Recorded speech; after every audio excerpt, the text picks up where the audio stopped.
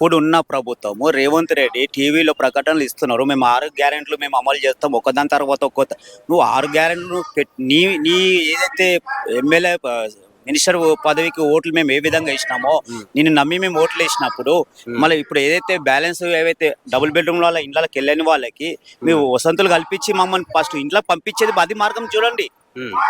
అప్పుడు పంపిస్తేనే కదా ఇప్పుడు ఏదైతే ఇందిరమ్మ ఇల్లు మీరు చెప్పారో ప్రతి పట్టాదారులు మన పబ్లిక్ నమ్ముతారు, నమ్మకం వస్తుంది.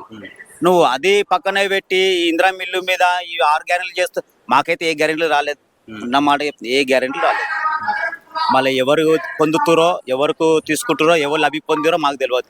గత ప్రభుత్వంలో మేము లబ్ధి పొందింది మాత్రం ఒక కేసీఆర్ ఉన్నప్పుడు మేము ఒక పట్టా ఇల్లు వచ్చిన ఒక సంతోషం ఉంది, కానీ లాభం లేకుండా పోతుంది. ఇప్పుడు ఉన్న గవర్నమెంట్ ఏం చేస్తున్నాడు మా రేవంత్ రెడ్డి అన్న, దయచేసి ప్రజలతోని ఆడుకోకండి.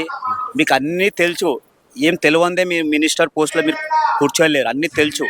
కానీ అన్నీ మీరే ఒక్కదాని తర్వాత ఎట్లా చేస్తున్నారో ఫస్ట్ మాది మన తుమ్ముకుంట కానీ అహ్మద్గూడ కానీ కొల్లూరు కానీ అందరు ఇళ్ళకి వెళ్ళారు. ఒక మురారిపల్లి ఒక కారణమే అక్కడికి మేము ఇళ్ళలోకి వెళ్ళలేకపోతున్నాం. దాని కారణం ఫారెస్ట్ పర్మిషన్ లేదు అంటున్నారు. ఫారెస్ట్ పర్మిషన్ కొండ సురేఖ మేడం ఉంది, అవన్నీ మేము కనుక్కున్నాం. ప్రతి ఆఫీస్ చుట్టూ తిరుగుతున్నాం. 3 years అవుతుంది నేను తిరగబట్టి. ఇది మీ దాకా రాలేదా?